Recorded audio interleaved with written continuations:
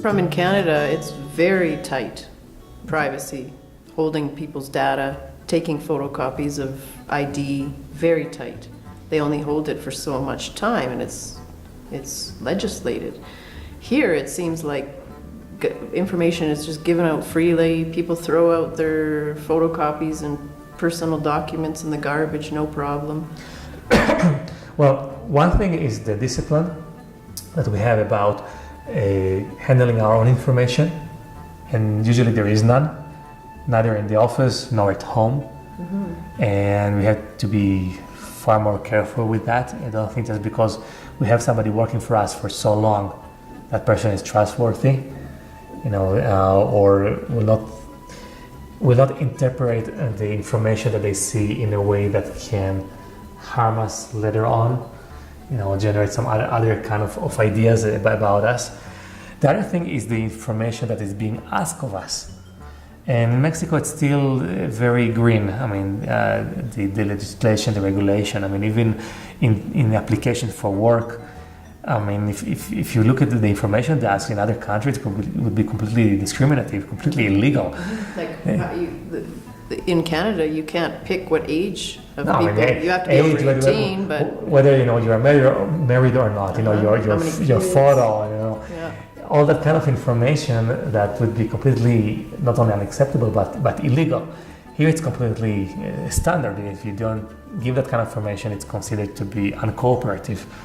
Even medical information they can ask. Even medical information. So you have to think, how much you really want to give them. How much information you want to give them. When you go to a certain store, I mean, now that it's very common that they look to offer you kind of a membership, even if it's free or not, and they ask you to fill out a form, with your home address and telephone numbers and reference and emails and all that. My experience in that, sometimes I told them, look, I'll give you my name, I'll give you my email, even perhaps a phone line that I don't usually use, but it's a real phone line, but that's it. I'm not going to give you, my address, what kind of information. And the person who attends me, I mean, they look at me like, if I fell out of the moon. I mean, why am I being so aggressive? Just saying, I don't have any problem, being, a member, in your store, being a frequent client, that's fine. And I would like the discount that you're offering. But, this kind of, I don't see any reason why they need to know my address. And as it turns out, I mean, even if it looks at me, strange, and he has to speak with his manager and supervisor, and it's, a whole process of conversation. They don't look at me, in a strange way. They still end up giving me the same discount. Mm-hmm, mm-hmm. Sometimes, still offering me still giving me the membership. Sometimes not, but I got the discount. Mm-hmm. So, don't be afraid to say no. That you feel uncomfortable sharing that kind of information. Just because everybody else do it, just because they see it strange or aggressive, it still doesn't mean that you have to give that kind of information. So be very especially careful when you're skeptical, but also it doesn't have to be like always this kind of attitude of non-cooperative. Mm-hmm. Think about what it is that they're asking you and really how sensitive that information is to you. I mean, if it's your email, probably giving your email to anyone, and most likely you have several email addresses. Cell phone numbers, it depends on every person, whether they want to give it or not. It won't work in every place. It's not recommended to use in every place. So it's more a case-by-case situation. Mm-hmm. Some places will say, if you want to hire their service, which is like which requires to sign a contract with them, like the cable company or other company, will also ask you to fill out the information and will tell you this is a required information. So what can you do? It's either you get the service or not. You really have nobody to speak to, about that. So you have to get used to the sensation of letting go of your privacy. When it comes to looking for work, I've had the chance of consulting many young people, doing so and helping them, with their strategy of how to find work and even how to write their CV.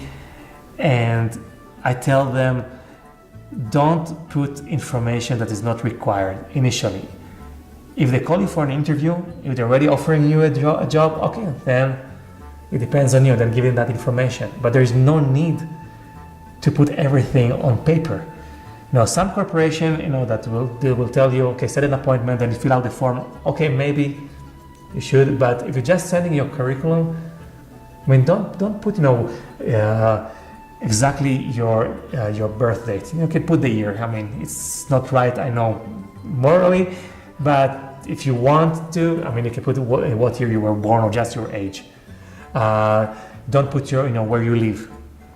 Some companies will say, well, we want to know where you live because we want to know how far it will take you, how much time it will take you to go to work, in the office. So we want people that live close by. My attitude is, why do they care about that? If the person can get there at 7 o'clock in the morning, that's their problem. That's not the company's problem. Right. So also, you can be even discriminated. Not only about the legal issue, but just discriminated from that work just because somebody thinks that you live too far. Or they can Google you, and with Google Earth, they can even see, how's your house look like, and know even your standard, your living standards, and then they can determine whether you're too poor or too rich, for that job. So it's not only about physical safety; it's about even securing our future. So when we have to think about every information, it's not always bad to show a little bit of attitude, but do it in a more strategical way. Know why you're doing it and to whom you're doing it, and have a plan B. So if they insist, you might be able to give that information, but be more inclined to give that information. Mexico is not a culture that is used to people saying no. They take it, as very aggressive, and even very insulting, personally. So be careful with that. It's also about the interaction, with people. And it's like, go on, on case-by-case situation, on every event in your life. Think about what you do, what you say, to whom you say it. And like every other country, even in your social circle, real social circle, not only virtual social circle, even at your work, know that you'll always find some bad apples there that will try to take advantage of you, that will try to cause you harm in different ways. But there are also many good people there. Mm-hmm.